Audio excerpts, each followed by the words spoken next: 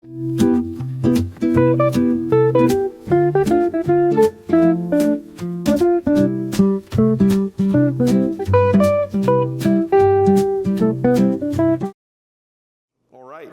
name is Rich Schmidt. We're here with Céline Fauveau Schaff. It's December 10th, 2025, and we're at La Shell Bistro in Portland. And thank you so much, Céline, for joining us today. Thank you very much for having me. I'm very excited about this opportunity. Good, thanks, excellent. And thank you so much to Luke and his team for letting us have this space today. This is great. Céline, let's start with the first question, which, as you know, is why wine? Why wine? I did sort of try and figure out why wine.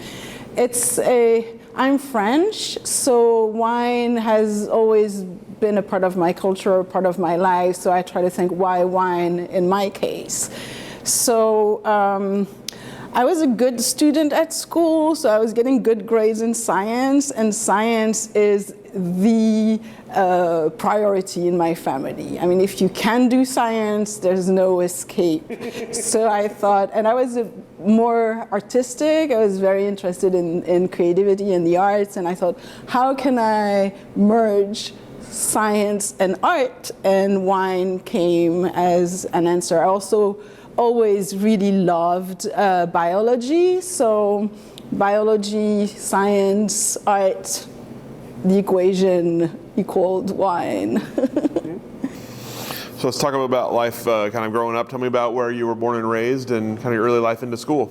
So I was born and raised in Toulouse, in the south of France. Toulouse is the name of our dog.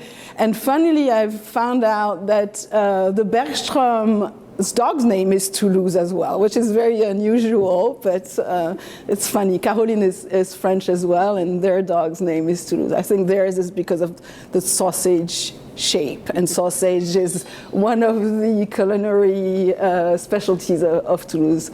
Ours is because that's where I come from. So I grew up in Toulouse, like I said, studied science, food science, then from food science, winemaking. I studied enology in Toulouse. And then, even then at the time, I found, I guess, wine to be too practical. I didn't see myself in a specific place for the rest of my life. I wanted to travel, I wanted to see the world. I had spent a sabbatical in England after my food science degree and came back to study winemaking, but then I really wanted to see the world. Being bilingual was really not something that was very common at the time. I think I was the only probably student who spoke more than one language. And I think my teachers recognized that as something interesting for the wine industry. And they recognized that I had that creativity, so they allowed me to do an internship which was very different from anything else. So I did my internship at a winery, which I really loved, and I still, I'm very close with the people I did that internship at. But there was an exhibition that was started by the La Villette City of Science and Industry, and they had an exhibition on wine and winemaking, and they were bringing that exhibition in different cities, and Toulouse was one of them. And so my teacher offered me to manage the exhibition, so I was there tending to visitors. We tried to make wine on site in like the blue plastic kegs. That resulted poorly. I mean, we got an infestation of Drosophila, and it was, so that experiment of making wine on site was, not great. But for me, being there, welcoming the public, we had some sensory booths with different scents. We had a bit of history of wine. So so that was, during my studies, I was already starting, so it was science and art made wine. Then wine was not enough. I wanted also to travel. So I think that's something in my career. I always try to merge different worlds, different passions, and different interests that I have. So yeah, so this is my academic journey, I would say. Tell me about studying winemaking. You mentioned it was interesting, but not necessarily enough. What was the study like, and what did you kind of learn and gain from that part of your life? Oh, it covered sensory analysis, it covered climate, it covered the mechanics of fluids, it covered soil science. We had like super great teachers in all of these different subjects. And we had winemaking. We studied also the different region, the specificity of all the different regions. We had 2 internships. One I did, like I mentioned, at a winery. I was also the first girl they had as an intern. And the owners, Chateau Le Roc, who are friends now, I don't see them much anymore because of distance, but they said I was the first girl intern they got, and they were a little worried. It was like, how is a girl going to navigate the winery? How is she gonna pull the hoses? And then after me, I think they always requested a girl. So they found out that girls can do what guys can do, and sometimes was a little more, especially at that age, like in our 20s, a little more organization and a little more clean and all of that. So yeah. So what came next for you after finishing up your internships? So I finished my internship, graduated, traveled the world a little bit, and then one of my best friends, when I would travel, I would come back at my parents', and one of my best friends was working for a wine ingredients company at the time, and she was traveling, and she said, oh, you're home, I'll stop by and we can chat. And then she came and she said, oh, we're actually hiring somebody for harvest in our technical department, running trials at wineries. So it was yeast trials, enzyme trials. The company at the time was called La Littorale. It became part of the L'Allemand group through different acquisition. L'Allemand is a pretty well-known name in the industry. So I was like, this is temporary. This is what I was looking for. I didn't want to commit. I didn't know where I wanted to land. So I thought, yeah, this is great. I'll do it. I interviewed, got hired, and stayed in the company over 20 years. So I guess that worked out for me. They did offer the diversity that I was looking for. I started in the technical service, then they sent me to the US to do some market development. I was sent alone. The team in the US was based in Charlotte, so I was alone. I was probably 22 or 23, hired a car, booked hotels for myself. I had that big book. There was no internet at the time, so I had that big wine industry directory.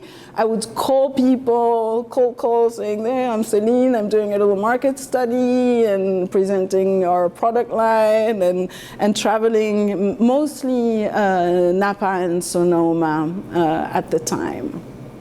And yeah, this can lead me to why Oregon, because I was in California at the time, but my sister, who was working for Tektronix back in England, was transferred to Tektronix in Oregon. My other sister decided it was a good idea, so she also got transferred. They both were working for Tektronix in England. They both were transferred to Tektronix in Oregon. So because I was alone, at the weekends, I would fly over and spend time with them. And this is where I met my current husband. He doesn't like when I say my current husband. It's not like I had more. He's my husband that I'm still loving and married with. I've made that mistake before.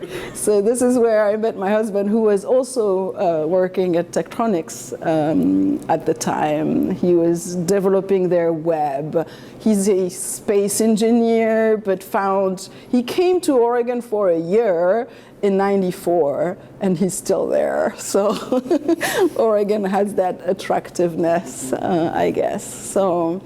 Yeah, and the funny thing about Tektronix is that I read a lot about the Oregon wine industry. I've read Maria Ponzi's book. I've read Catherine Cole Johnson's Voodoo Vintners, and I'm currently reading Dick Erath's memoirs. So I find there's a connection with Tektronix as well. So I guess there's always different things that seem to make sense, or yeah. I always think of Dick Erath when I think of Tektronix, so it's funny that you mentioned that. Yeah. So tell me let's talk about the work a little bit. You mentioned coming to the U.S. young and doing marketing. Tell me about that. What were you selling? How were you selling it? How were you finding success? I would open the book, try to find the name of the winemaker, try to get an appointment with me. I guess I was young and cute, and French, and I guess winemakers were like, oh, this will give me a break from, daily operations. And I guess they found that I knew what I was talking about. I had done a lot of trials, and people enjoyed doing trials, so we would set up trials. And then I would come back, taste the wines. I think my perspective might have been a little different from what they were getting from the local reps. So I still have very good friends from just calling on different wineries. So yeah, I guess this is how I did it. Tell me about, you mentioned this is how you got to Oregon. Tell me about your kind of initial impressions of Oregon and I guess of the wine industry here as well, as you started to see it as well. So at that time, I was not involved in the wine industry. So I was involved in the wine industry in California, but not here. That was in the 2000s. I think I came here on weekends, and I didn't really want to do wine things. We would drink wine for dinner and things like that, but I didn't want to visit wineries or anything because that felt a little bit like work. So I didn't know much about the Oregon wine industry until I actually moved here full time, which was 11 years ago. And then when I moved here 11 years ago, I started working for Lafort, who's another ingredient supplier. I was their brand manager, product development manager for the range of enzymes. Gave a lot of support to the team here in the US, who's based in Santa Rosa, but also still giving a lot of support to teams in Chile and South Africa, where I would travel. So I was still having a very international position. So although I was in Oregon working in the wine industry, I still was not very connected with the industry here. And that connection, oops, there's a little fly. I can't do like the Obama thing. So the connection came, so I think it was in 2018, Lafort decided they wanted their marketing teams to be based in the office in France. I guess that was the intention pre-pandemic. So that's when we parted ways. And then I started looking for a job again, which kind of was my intention when I moved here. I wanted to be closer to the product, to wine, rather than working with ingredients. So I started looking for a job, and the position at the Oregon Wine Board came up. And I thought this is exactly what I want to do. I want to be like at the marketing, research, blending all of those skills. I had intentions to build bridges between the Oregon Wine Board and different wine boards in the world. I had that experience of doing trials with different wine boards. I wanted to bring some of that experience. And Tom really, Tom Danowski, who was my boss, he hired me, really trusted me. I think he saw that I was bringing that openness and international perspective to Oregon. So I really loved what I was doing. I was also appointed industry relations director. So I was doing the research coordination for the viticulture and enology grant, and I was also doing the industry relations. So we had a committee called the Industry Partnership Committee that I was managing, overseeing, creating agendas for, making sure people felt heard, and trying to build a collaboration. And I think I did a great job. I sort of, it's hard to choose the right words, but creating the connective tissue and connective avenues for different AVAs to collaborate and talk to each other. And so when I was let go from the wine board, I had built all of these in-depth relationships with the different AVAs and the different AVA director. They had seen me working. They had seen how I was organizing my thoughts, that I was able to capture what people needed, and so they trusted me. And I really absolutely loved my job at the wine board. So I thought, how can I still do some of that now that I'm not part of that organization anymore? So I went to PCC, took a few classes, because I was, can't sit still. So I took a few classes at PCC. I knew grants were what funded a lot of the different programs. So I took a grant writing class. I took a leadership class and a mediation class. That really helped me understand a lot of things and be a bit less angry, I guess, about what happened anyway. So because of that grant writing class and the relationships that I had built, I started working with several AVA organizations, writing grants. And my idea was to write grant proposal, help the AVA association define a strategic intention and what they wanted to do, and then I would write the grant. I think I developed the skills to build a budget. I think that's a lot what's lacking when people write grant, is to write a professional budget that tells the exact same story as your written part. So I did write grant application, and then there was the freeze-on grant. And so my whole business model collapsed. Then I was again left with not as much work. I was not as busy as I intended to be. Was the grant model that I had thought of. So I still had connections with the Northwest Center for Small Fruit Research.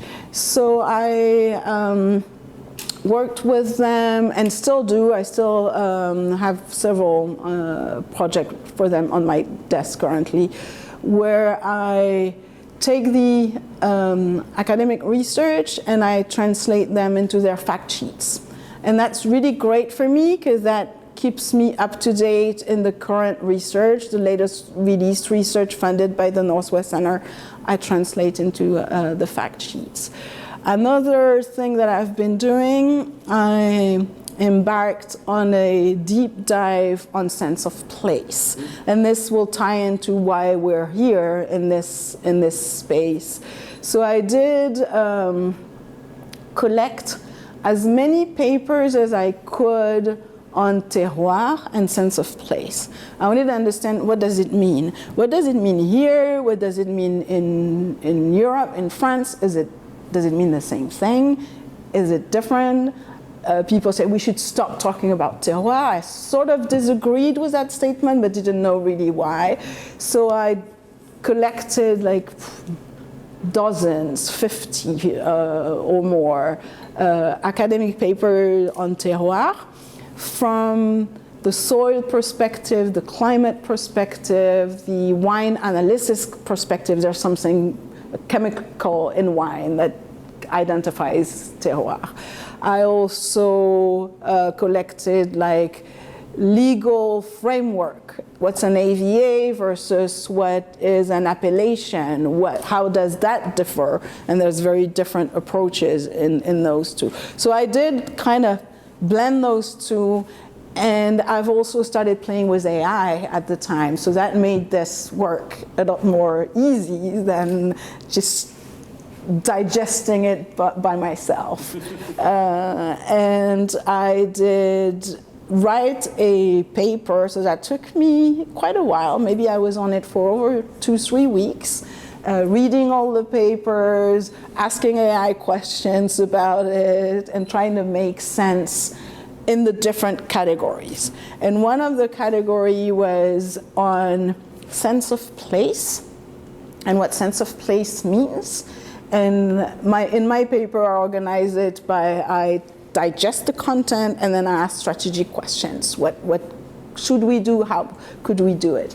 And one of them was on sense of place. Can we, or how should we involve people so that we create a sense of place? Because in Portland, if you go even here, and I talked to Luke about it, if you look at the wine list, it's not very local. They have a lot, I mean, L'Echelle is a little different because they're a French bistro, so it's makes sense that they would have some French wines, but they do have local wines that they put in the same category. Like if they offer a Burgundy, then they will offer a local Pinot. But yeah, going to different restaurants, people are not aware that they're in one of the major wine growing regions in the world.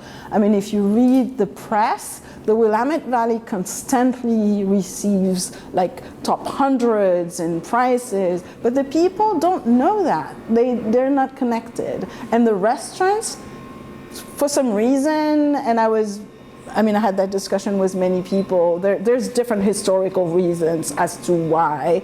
Oregon is a new region, there's a 3-tier system, there's all of that stacks against restaurants easily stocking on local wines. But anyway, so from that paper, I decided I wanted to connect local restaurants with local people and local wines.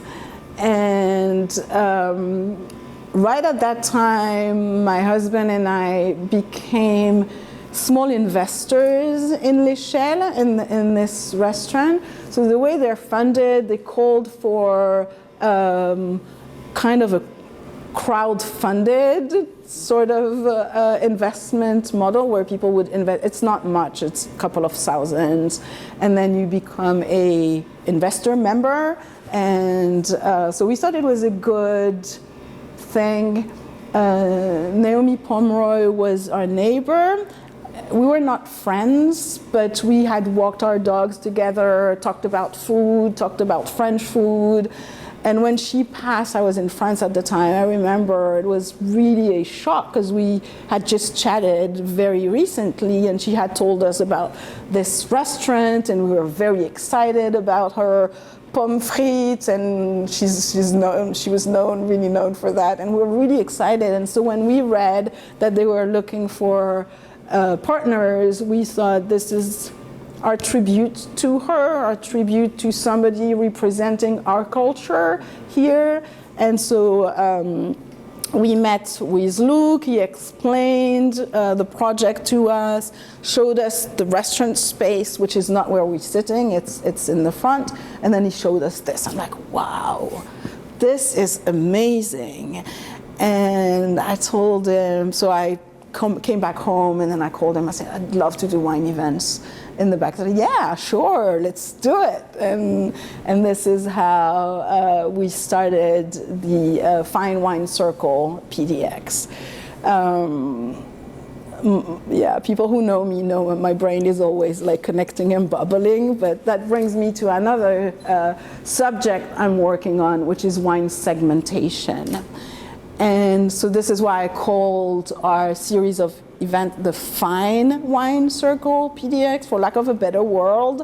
I am doing one of those deep dives into the fine wine, also to try and define what that means. So it's kind of like terroir before, it's a bit blurry. I have a better understanding now. I'm diving into fine wines. What does it mean?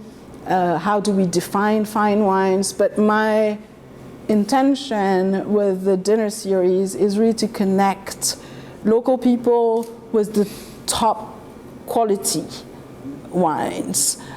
Same thing, quality is a bit of a bucket word, but I think people understand what I'm saying. Like the high-end wines of Oregon. So we featured Christum, we featured Ilahi. We have a big screen here. So we do our first part of the event is a wine tasting. We did purchase Riedel glasses.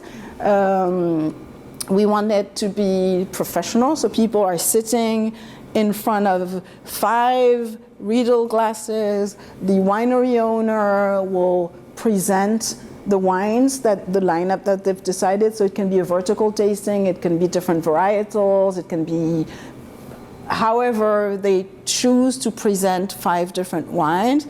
We have a big screen, they show maps, they show photos of the site, they talk about their history. And then we move to a buffet. We keep the big community table. In the summer, we can go sit outside. And then wine kind of steps back. We still have the same wines available. We have people pouring them. Participants can revisit the different wines that they've enjoyed with food. We don't push pairings. We don't push, you should drink this with that, or this is how we drink wine. We just let people be together and enjoy the food, which is really good. We've had duck confit, we've had some amazing food prepared by Micah, the chef at L'Échelle. The service is to the level of L'Échelle service, so we have servers pouring the wines, but people help themselves to the food. So it's usually there's a salad, a protein, some starch potatoes, veggies, and a dessert. Micah is a pastry chef, so her desserts are amazing. And yeah, and then people mingle. Some people come on their own and they make friends. They actually, some of them told me, I left with 5 phone numbers, I made friends, and people want to come back. I'm building a mailing list. I've started a little MailChimp account and building a mailing list. People want to come back. We've had from the first to the second event, we had an over 30% return. Some people could not make it because they had other things to do, but I have a lot of people wanting to come back, wanting to learn about the different wineries. Unfortunately, we had to cancel our latest one because of technical issues. I had a broken link when I released the ticket. I had a broken link, and some people told me, but some people see a broken link and they just give up. So yeah, we were a little short on ticket sales, and then we decided to just, we were all super busy, super stressed, and we decided let's not put an additional stress and just make it when we are, so the last one unfortunately was Abasela. People were really excited, also because it's a bit further away and people don't get to visit, but yeah. Another of the connections was this wine event is most wine club sign up don't happen at the winery. They happen online, they happen in different spaces. This is from Wine Market Council. Yet, the winery and the tasting room is the only place where wineries do outreach for their club membership. So we're not here with our event, we're not necessarily trying for membership, although it did happen. People who were moving out of town signed up for the winery club member. But since we sell wine and we also sell tickets, we have people's information, we know they're interested, and through the wine sales, the winery can collect the contact, and they know, people know of them, and they know they loved the story and the whole product, so that they have meaningful first contact. So this is another way a winery can feel supported in building connections and relationships with local people, people that are here, people that can be advocate for their product, people that can bring their friends like us. We have friends visiting from France. I'd love to take them to Ilahi. I'd love to, because I love the whole like horse carriage story, and people really related with that. I found that each winery that participates has a different little angle, and they don't necessarily realize that this is what sets them apart. They're all telling the story of sustainability, of Pinot, and which is great, but it's not setting them apart. And I think with Ilahi and their 1899, and with Christem, they talked about the different soils and sites and their relationship with Robert Parker at the time. With Abasela, there's the story of their the vine that they found on the property and that they identified, and that they're making their Angelica with it. There's very cool, crafty stories. I think the craftiness is really what sets Oregon apart. It's very good wine, but that doesn't set you apart. It puts you in the category, but it doesn't set you apart. But the craftiness of this industry, the creativity, I think is unique. And I love that. It's a lot of different connections to the industry. I love that. Let's back up for a second and talk about the wine board for a minute. You talked about your job there being kind of a connecting piece between different parts of the industry or different AVAs. How did you approach that type of work? And what were the successes for you? What did you see? What were the parts that made you happy about the job you'd done? So building that industry partnership and making sure that everybody felt heard and had a space to speak and not be judged, that was a great one. One thing that happened when I was at the wine board, and I still carry into my consultancy now, is the work that the Chehalem Mountain Winery Association does on identifying their terroir. And that is work that is done in collaboration with the University of Burgundy.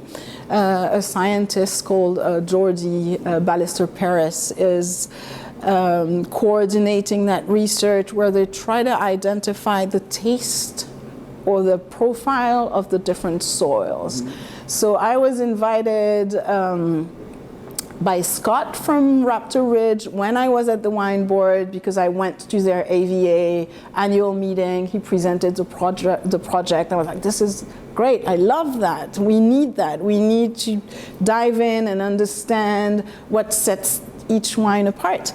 And so he invited me to participate in the tastings, and I did. I felt really honored to be a part of this. David Adelsheim is one of the leaders of this project, and I connected with was Jordi, and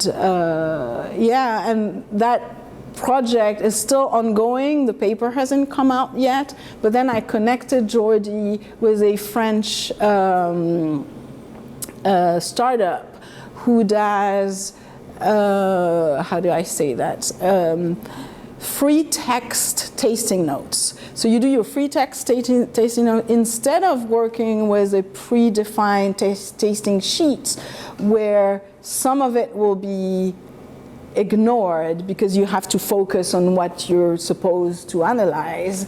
And with the free text, you can give people some directives. You can tell them you should analyze do the 3-step sensory analysis, but please focus on tannins. Or you can give little directives, but the free text allows to capture everything that the taster feels they want to mention. And so that French startup, I connected with Jordi, and we're plugging in the work from the first tasting. So the Shehelem is a 3-year endeavor. So we're plugging in the work from the first tasting where Shehelem found that it was too dense, there was too much. So they sat as a group and decided this is the same as that, and this is the same as that. And they bundled, and now we're trying to see if AI does this, because they've done the work as humans in a committee. And so we're trying to see if AI does the same work as humans. So this is really exciting. So yeah, so this is one of the things that I started as the director of research at the Oregon Wine Board that went a little beyond just coordinating research funds and the research committee who was voting on what was appropriate, and which was more like herding the committee. This was more me bringing my connections into the work done in Oregon and beyond, and the connect. I was absolutely, I'm not claiming that I initiated that project. I was just able to be invited into it and then bring something into it, something additional into it. I think AI is my next thing that I combine with wine. There's that tasting company that I'm working with, trying to connect them with different projects that I see where they're a really good fit. They're already the #1 tool for the Concours des Vins de Bruxelles, so the Brussels wine competition is using them. They're using them also in a tequila competition in Mexico. They're using them in South Africa in the Sauvignon Blanc competition. So I want to try and bring them to here and see how we can professionalize our tasting notes, better understand what wine, even people can put whatever they want on their bottle, but if it has some truth to it, some consumer perception or tasting perception to it, it's probably best. So yeah, and the other AI company I'm advising is called Carbon Leap. And I also see that's a very new client for me. They collect and put together every possible data source that a farm has. So they will identify your site, or you will identify your site on a map, and then from there it will put together all the weather history of that specific site. It will pull together, so satellite, soil, all the available data on that site put together, and then you can plug in yours. So written notes, you can plug them in.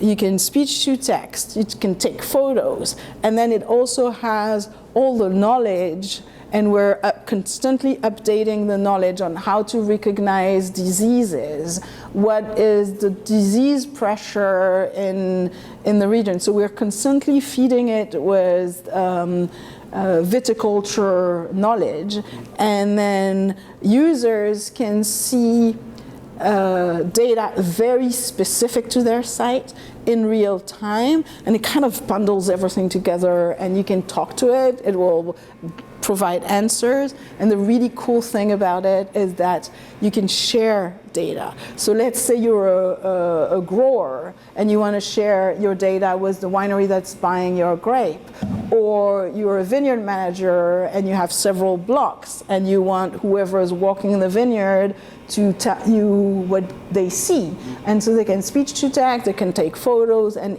immediately gets everything together. So that, that startup is called Carbon Leap.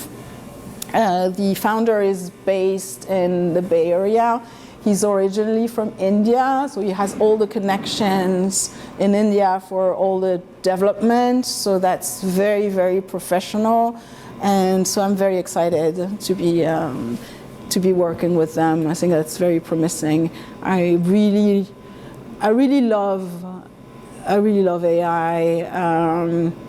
I do think that it's going to possibly erase some jobs, but I 100% believe that it provides clarity to anyone managing a situation. Then with your own expertise and your own knowledge and everything you've experienced and acquired, you can see if it makes sense. So you're the final judge, saying this makes sense, this doesn't make sense. If it doesn't make sense, then you dive deeper, maybe you add more data and you refine. So I don't think the human component will be erased. I think the human component is what makes the output reliable. It needs to be vetted by somebody with experience. I guess that's good for older people, you know. The more experience now is going to be valued rather than wanting always to bring in young people. So yeah, I guess that's not good for young people. So there are some challenges to AI, but I see it as a huge opportunity. So you mentioned obviously a multitude of things since the Oregon Wine Board that you've started. Let's talk about the Fine Wine Circle a little bit. And you talked about the reason behind it, connecting people and wines and food. Tell me about where it goes, how it's gone so far, where it goes. What's the next step? What's the growth for it? What will make it a success in your eyes? So I want to build I don't want this to be my main activity. I want this to be part of my life. My dad, back in France, was a space engineer, and he started a club like this. So I grew up helping my dad do the mailers for his club. We would collect the wines at home that we would distribute. So he started his club with other space engineers that were interested in wine, and then it grew a lot bigger. And that was not his job. His job was working for the space agency. So it's kind of like what I see. I see it as a side thing that I do to give back to the industry, and because I love it. These events have been so connective and so fun. It's like hosting a huge dinner party with 40 people. So what I want to build a big enough database so that when I send the invite, it fills in, and I don't have to do as much of the outreach that I've been doing. I'm still building it, so it requires a lot of work. I want it to be, when we decide to do a winery and I have a place. So this site we're here today, we can't use it in the winter because there's no heating. We can't use it like in the very hot days of summer because there's no air conditioning. So there's a limited time, although we're lucky we're in Portland, I guess, although it can get hot. But we can only use this place like late summer into fall, and then we pause, and this is where we're at now. We're paused. I want to find another site, another restaurant that has an event site and that does good food, and that is willing to do the buffet. I think the buffet has worked great because it allows people to move. You're not seated at your table, so you can move if you decide you don't like or you want to meet somebody else rather than don't like your neighbor. If you want to meet somebody else, and then you can just take your plates, seat somewhere else, meet somebody else, or you can, I mean, we have tables like for 2 people, for 4 people, and the big like 8, 10 people table. So people, when they get here, some people came on a date, so they don't want necessarily to be sharing their date with other people. So there's a choice. So I see it, to answer your question, being something that I initiate by connecting the winery, the space, we own now the glassware, so it's easy, we don't have to rent it. And like sending the invite, sending the opportunity, and it filling up on its own. That's where I see myself in it. If somebody wants to take over from me and do it differently, but I don't see it becoming my full-time job or source of revenue, which would mean I would need to do like 5, 6 events a month. That's not what I want to do. I just wanted it's a proof of concept. I did the research. I found out this is one activation that we can do from the research, and I see that it really works. And there's a need, there's a demand, people are happy, they're willing to come back. So I think I've proved that the activation works, and I enjoy doing it. So I'll keep doing it, but it's not going to become my full-time activity. So I want to kind of, you've worked in kind of all parts of wine and different parts of the world and different parts of the industry. I'm curious about wine, your own personal wine enjoyment over your life. How have you kind of developed your palate? How have you developed an interest in wine? And how have you kept it enjoyable? You mentioned earlier it's hard when it's your job to be enjoyable. How have you kept wine to be an enjoyable part of your life? I drink wine several times a week. I try to not drink wine every day because I found it's a lot of calories, but I do drink wine several times a week.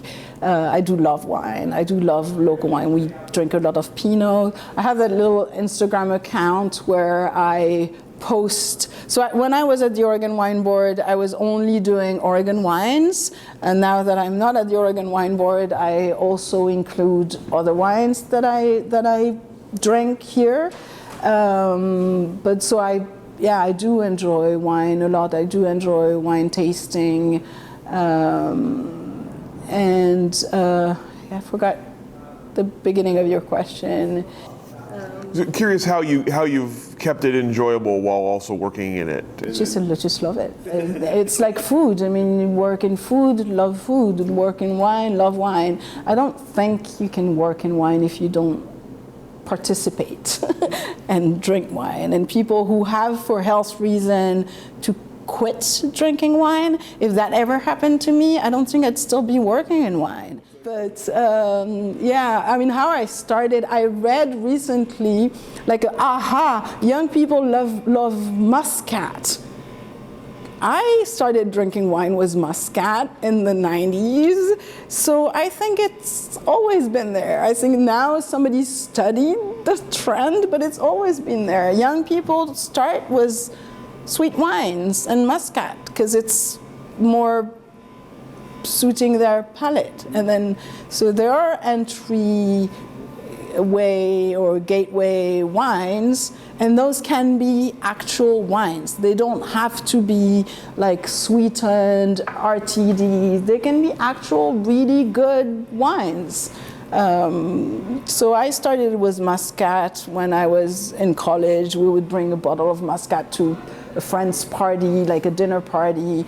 And then I grew. I think when I started studying wine, my knowledge of wine grew at that time. I mean, I was 20, 21, and so I started to learn then and there. And then traveling the world, I've developed a liking for different wines. I remember when I was in California, I also was in my 20s, I loved Californian wines.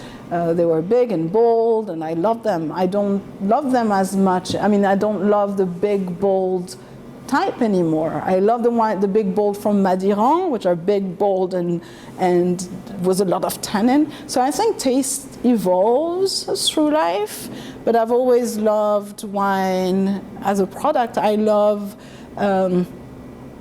the craftiness, I love the art, I love the luxury behind some of it. My dad, throughout the years, has become a really huge lover of e-chem. He even became one of the closest friends of Alexandre Lursalus. So e-chem is one of these celebratory wines in our family. We don't drink it often because it's very expensive, and it's a sweet wine. So. You've talked a little bit about some of the things you're already working on now and working on for the future. Tell me a little bit about, as you look ahead for yourself, what else are you looking forward to? What other projects are you excited about? Oh, do you really want to know? I started rug tufting. So yeah, I keep a crafty art side to me. I took that class with Melissa Monroe. She was featured recently in Oregon Art Beat, so check her out. She's crazy and fun and very talented. So yeah, rug tufting. I cook. I love to cook. I can't follow a recipe. Love to cook. Yeah, lots of different things. My husband is very outdoorsy, so we hike, we backpack. Yeah. Of a wide variety. I like that. Yeah. You talked earlier about AI and about embracing it with wine. Give me an idea of maybe something you want to work on in the future with it. Is there something AI related or that you can envision, a business you start or a product you create using wine and AI? So the one that at Carbon Leap, I'm getting very involved with them is one, and I'm trying to connect them with a French group of AVAs they're trying to work on the vineyard decay and the different diseases. And there's two problems. One of them is educating growers to recognize the symptoms, and the other one is getting growers to report once they've recognized the symptoms. And so I'm trying to connect this group of AVAs with Carbon Leap, because then growers don't need to recognize the symptoms. They just need to take a photo, and they walk their vineyards all the time, and they don't need to report because the sharing is automatic. So that's one of the places I see AI work. I use AI for my work, to, like I said, analyze 50 different academic papers. You still need to read them to make sure, especially if you work with ChatGPT. I'm kind of moving away from ChatGPT because it completely hallucinates and invents things that have nothing to do with what you fed it, or if you upload document and it will produce completely random things. So yeah, learning to work with AI, teaching students to work with AI. I have a 15-year-old and they're told not to use AI, which is good for their critical thinking, but at the same time, they should have classes where they're not allowed to use AI, and classes where they are taught how to use it and how to underline all the facts and check it. Does it make sense? And so it will save you time. It will allow you to maybe have a broader perspective, but you still need to do the work.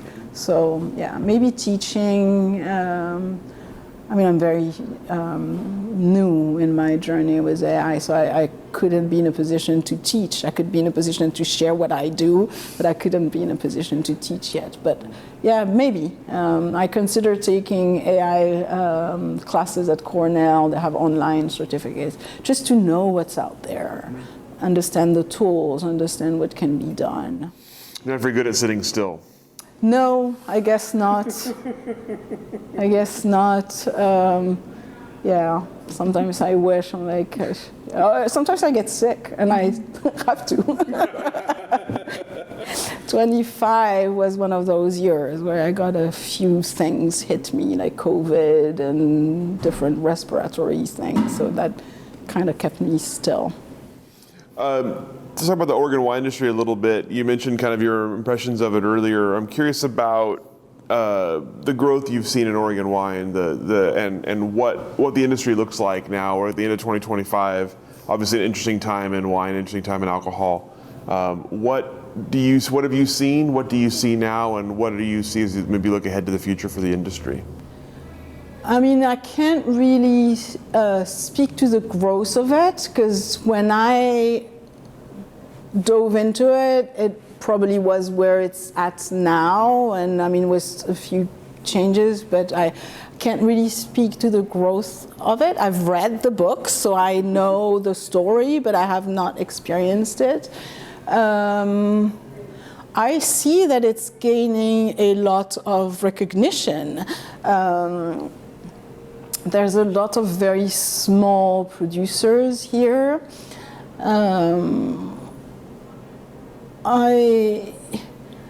I think something should be done in the way wine is shared in tasting rooms. I don't always enjoy going to tasting rooms for two reasons. One of them is you can be your host, which is the tasting room staff, sometimes doesn't really know much about wine, and they're talking about it like they do. I'd rather them just serve me and tell me this is my favorite, rather than giving me a whole technical story that I know is not true. Like, I went to a winery once and they told me, oh, this wine stayed for 36 months on skins. And I'm like, wow, 36 months, really? Why would one do that? And I started asking questions, and I realized he was just saying things that were not true. So that has happened to me several times. So I would rather the person say, this is my favorite, this is why I love it, and maybe know a few things about how it's made, but not try to impress when you don't know who you're talking to. So this is one of the reasons I don't really enjoy going to tasting rooms. The other one is it's neither a educational experience nor a gastronomic experience, because the charcuterie board, it's just there so that you eat something as you drink. It's not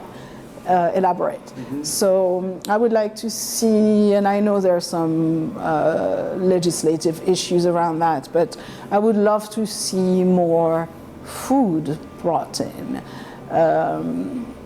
Wine can't be a standalone product. Wine shouldn't be a standalone. So sometimes you want to taste if you like it, but if you like it, to do something else with it, to have dinner with it, to bring it to a friend. So the tasting room tends to present wine as a standalone product, but people don't leave with a case, because the tasting rooms in France, you go, you taste, and then you leave with a case or two. Then that model would make sense. But to be seated at a table, having neither nor education nor a lunch or dinner, and then not leaving with a case, I think there's something that's not quite well thought through there. And I think the initial tasting rooms were built. I mean, in Oregon, reading Anna Maria Sponzi's book, their parents were putting a table. It was for people to taste and leave with a case. So that was the intention, and I think that intention got lost of presenting the wine. Yeah. Anything else in your wine journey that we haven't talked about yet? Anything else that's coming up for you that you're excited about? No, I think we've covered quite a bit. Maybe one little thing, or maybe not so little, we'll see. We bought a house recently in France, in Collioure, in Banyuls, next to Collioure. Banyuls is a very old wine growing region. So I'd love to get involved with them to professionalize their product, and I'd love to buy a little vine there. The vines are amazingly beautiful there. They're like built on terraces overlooking the sea. So maybe from my old days, having a little vine, yeah. So maybe, we'll see. I love that. That's awesome. All right. All the questions that I have for you today. Anything else I didn't ask that I should have? Anything else we didn't cover that you wanted to cover? No, I think I was all over the place, but I think that's me. I'm very strategic. I can organize my thought, but when my brain gets picked, I do a little bit of an offload. So yeah. Perfect. Thank you so much for taking the time to share with us today. Thank you for getting us in this beautiful space and showing us a little bit of the work you've done. And we'll go ahead and let you off the hook. Thank you. Thank you.